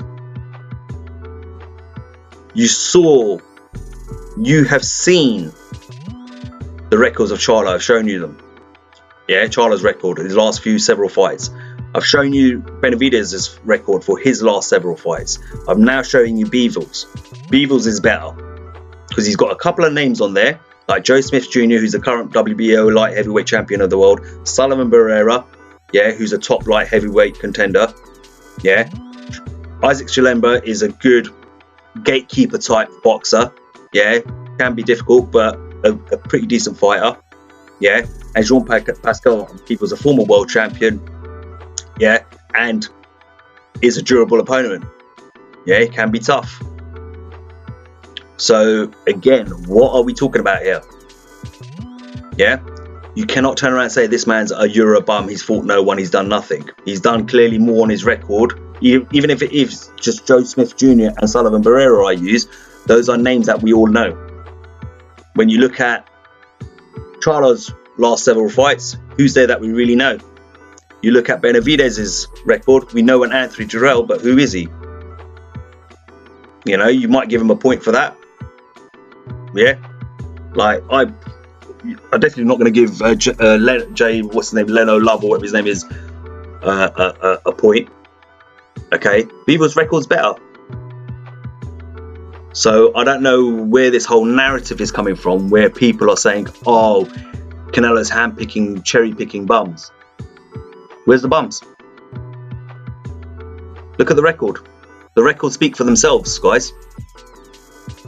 Yeah.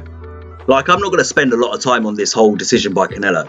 Yeah, I said I had no problem whichever way he went. If he went with Charlo and Benavidez, got no problem with that. Decent fight. Those are good fights. If he goes with Bivol and Triple G, yeah, Bivol, good fight. Triple G is a good fight, but is it going to be a great fight like the first two? Or the first two weren't really great fights in my opinion, and they were just top quality fights. But he's a little bit seasoned, yeah. But I wouldn't have an issue with it still. Okay.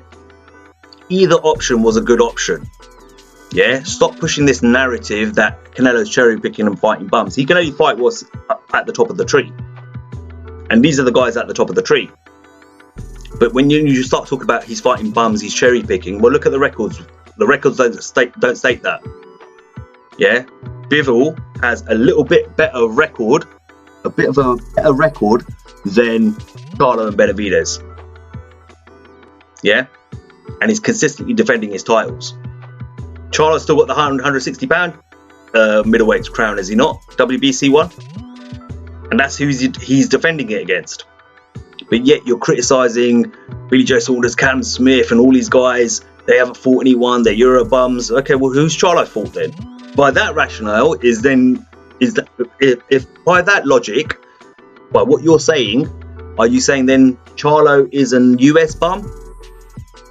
Benavidez is a US bum? Because look at their records. I'm not calling any of these fighters bums. I'm going to repeat that again. I don't call fighters bums. I'm going by what your narrative is out there. Stop it. Yeah? Because a channel like me is just going to come along and pull up the records and say and show you, here it is. And shut down the nonsense. Yeah? The fact is, it's still good fights. Bivol has done probably a little bit more as in his last several fights than Charlo and Benavidez has. Right? Both deals that were on the table were very good deals in terms of fights. Yeah, if he went with the PBC, he gets to clean up the division on 168 and fight Charlo and Benavidez, which I wouldn't have had a problem with.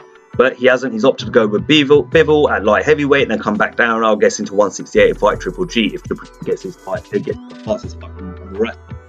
Yeah, which still needs to happen. But again, the DAZN option is still a good option as well. There's no issue here, guys. Stop it. Stop it. And you never know, once he's done with these two fights, he might turn and say, right, give me Charlo and Benavidez now. But guess what? Yeah, Charlo and Benavidez, keep yourself busy. Fight each other. Yeah, or Benavidez, fight Demetrius Andrade like you said you would. You know what? Charlo, fight Charlo. Charlo fight, Daniel Jacobs. I still love to see that fight. Let's not forget about that as well, actually. That's a good point. Remember, years ago, Charlo was standing in the middle of a corridor at a fight, doing an interview. And I think he was talking about Daniel Jacobs. And then just in that moment, Daniel Jacobs walked past and go, whoa, look who's here. And he got up in Charlo's face because Charlo was talking a lot of shiznit about Jacobs and he was talking about him, I think, in that moment as well. And then Jacobs rolled up on him, said a few words to him, looked him straight in the eyes, yeah, and Charlo went from being a lion to being a cub. Didn't say anything back to Jacobs. That's a fight that can still be made. Make that fight. Jacobs might have just lost recently, but there's a lot of people feel he didn't lose that fight. But it doesn't matter. He's still a good fighter. Make that fight. People will want to see that. That's a name. That's a former world champion there. I think he's a former two-time world champion, no? Make that fight. Take on Demetrius Andrade, the guy that no one wants to fight, the guy that even Canelo doesn't want to fight right now. Yeah? Yeah? If you beat him, say, look, I beat the guy you didn't want to fight. Same with Benavidez. Fight Jacobs. You know? Call out Billy Joe Saunders. Hey, one more payday? Come see me. Yeah? Is Callum Smith going up to 175 or has he decided to stay at 168? If he's at 168, I'll fight him. Fight Caleb Plant. Oh my God, how did I forget about Caleb Plant? Goad Caleb Plant in to get into the ring with you. You know, you guys. Keep yourself busy. Get some names on your record, boys. Yeah? Then you're not going to have someone like me come along and tear your record apart. Don't get me wrong, they're good fighters. I'm not saying they're not. Benavidez and Charlo. Yeah? But I feel Bivol's just a bit better because his record shows he's a bit better.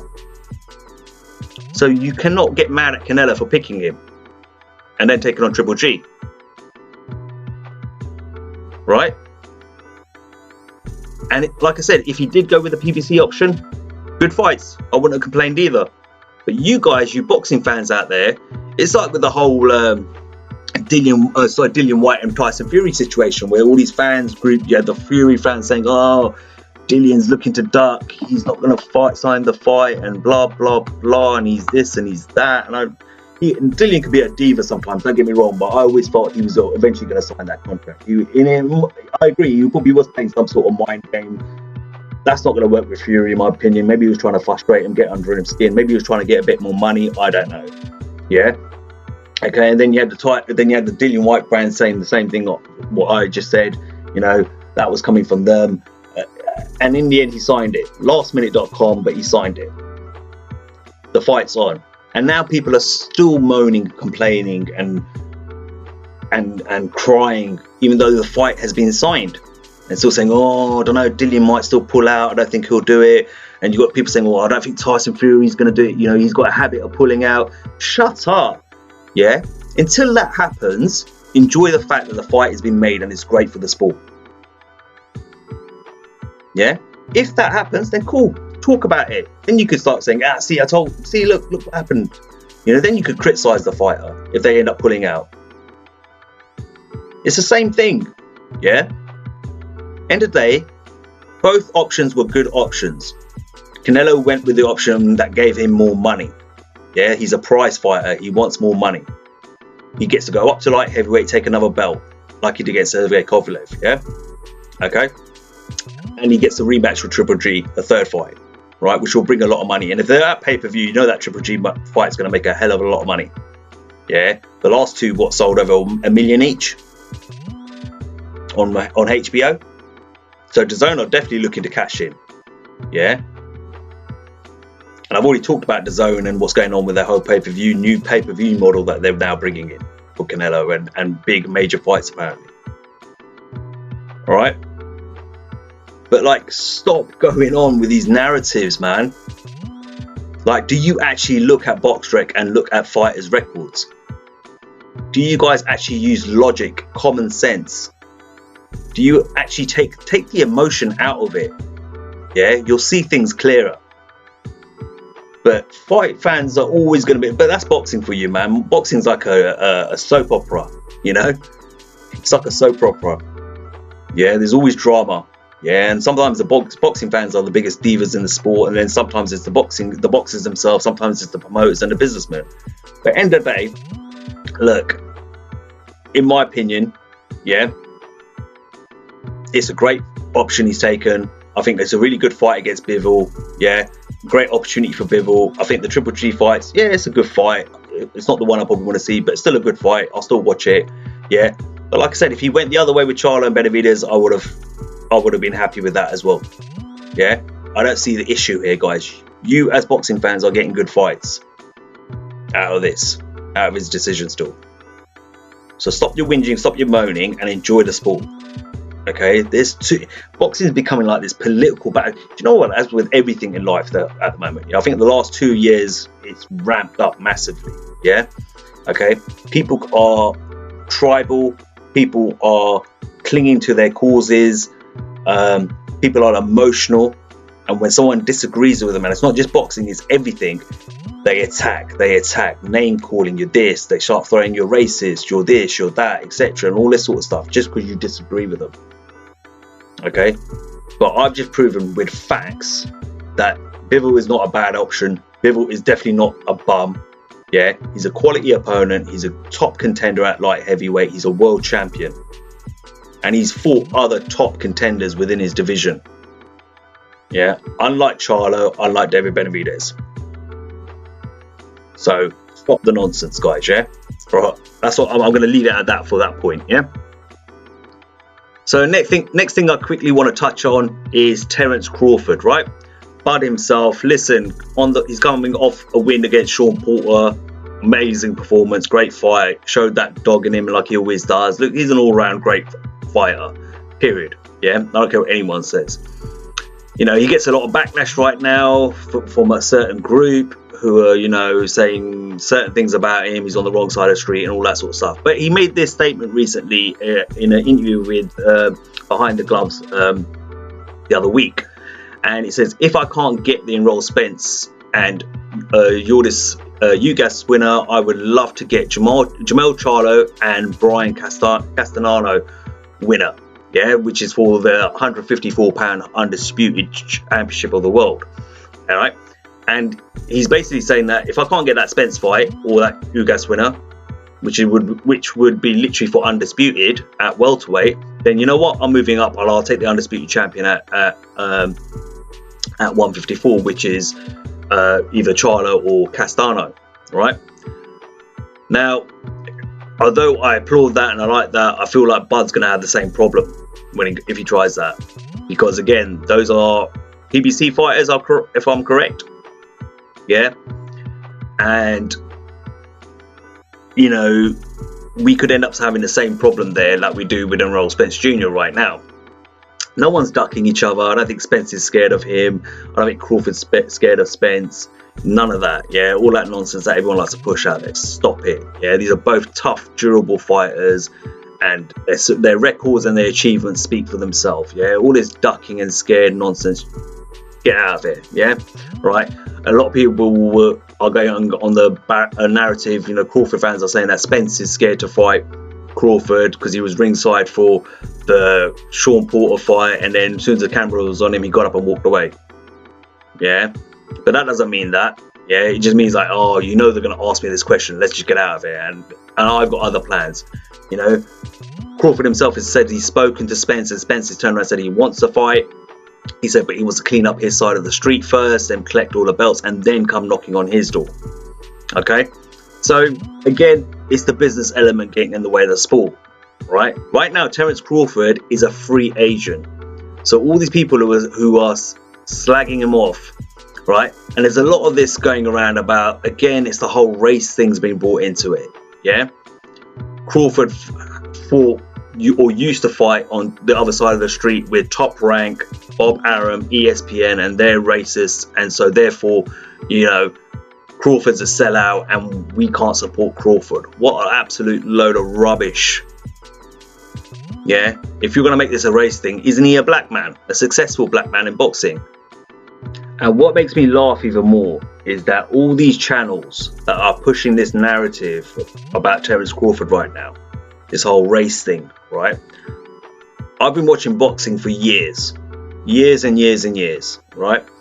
Naturally, I've been watching YouTube channels talk about boxing for years and years and years, okay?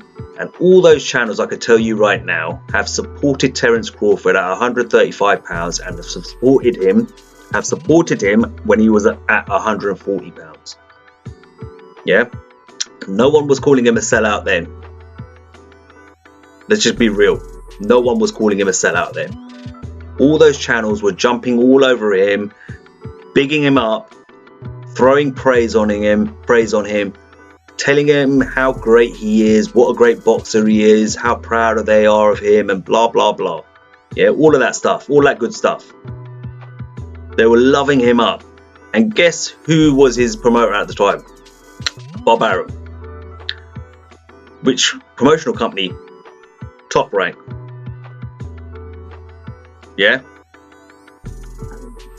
Now, you may have views on that promotional company and Top Rank and Bob Arum, that they're racist, or they hold racial prejudices, or they don't promote their black fighters well enough, etc. Cool. I'm not going to get into all of that. You may be right in that, for all I know.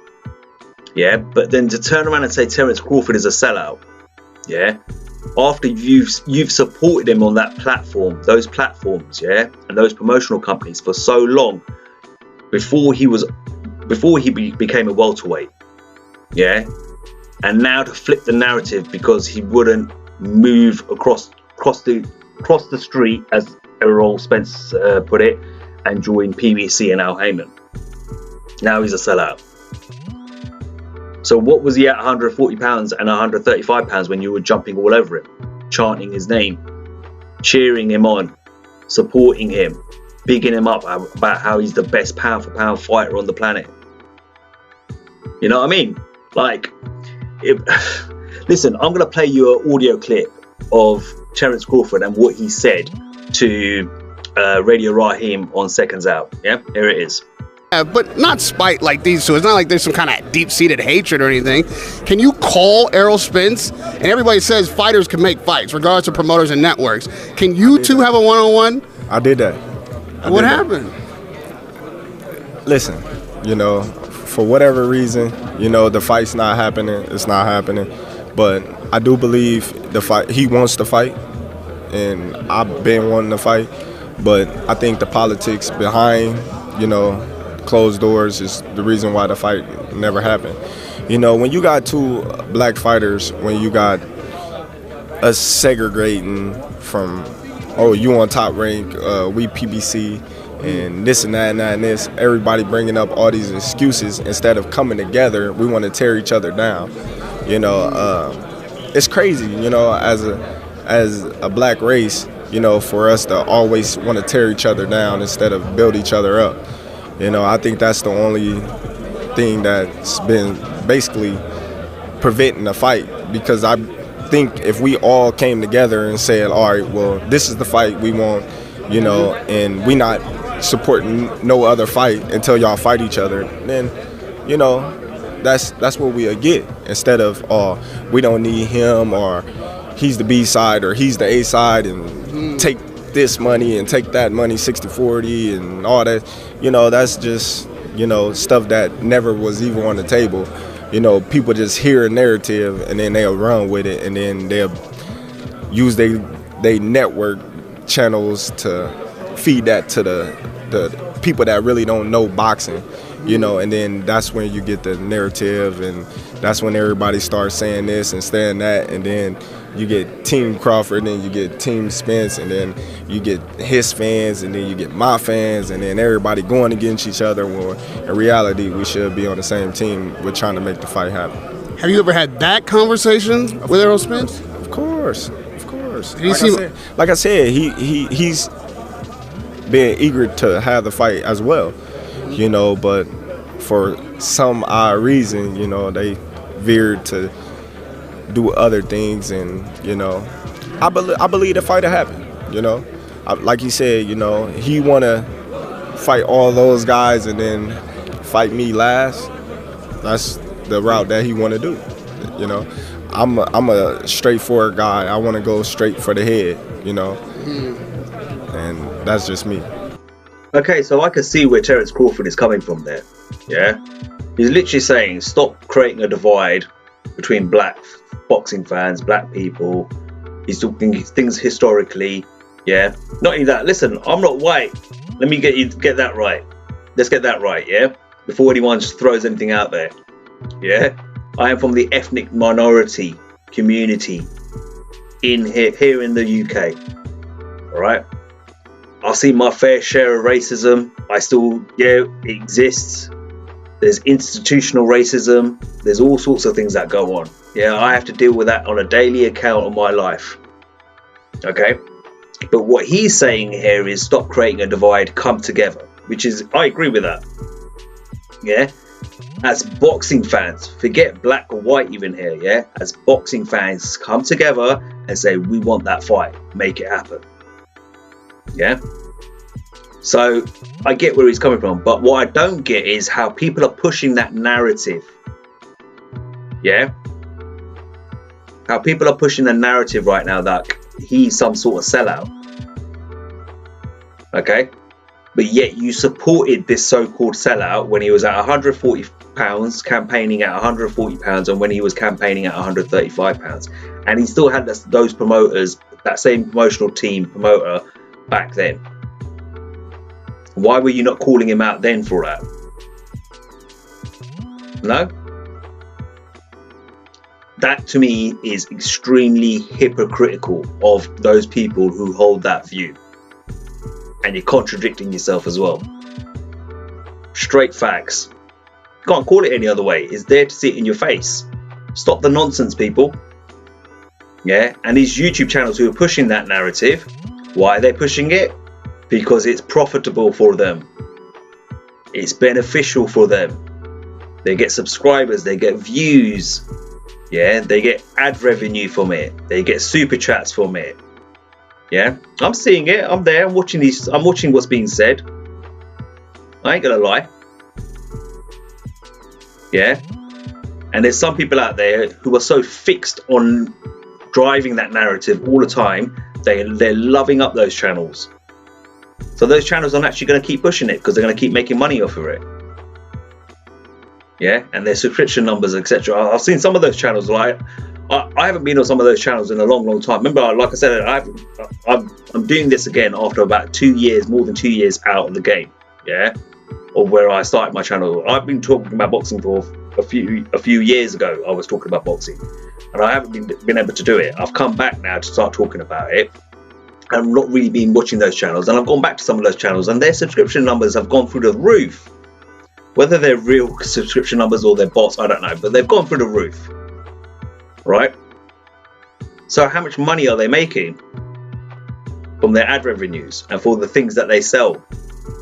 Yeah, and their super chats and their, what's the other one? Is it Cash App now? There's Cash App now. You can get, because apparently when you make a super chat, when you donate a super chat or make a super chat on live streams on YouTube take the same amount as they do with the ad revenue, which is what, 45%.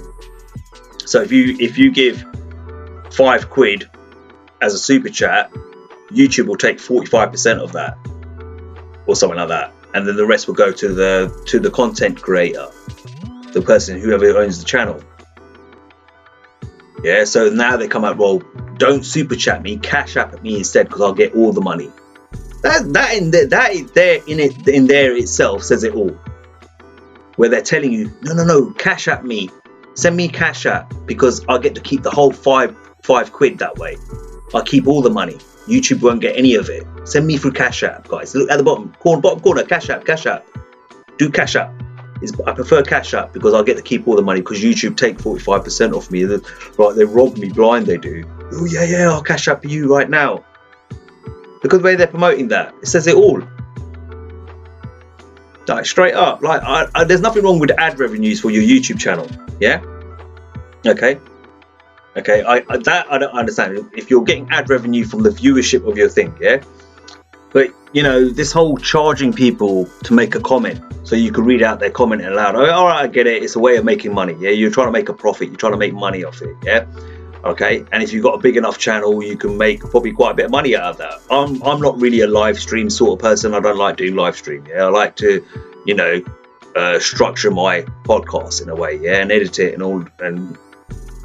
That's the way I do it. Everyone does their channel differently. Yeah, some people do live streams. Some people like to pre-record their stuff. I like to pre-record my podcast. Yeah, but now you're pushing. You're doing the whole super chat thing. Okay, cool. You're doing super chat. It's a way of you making money. I get it.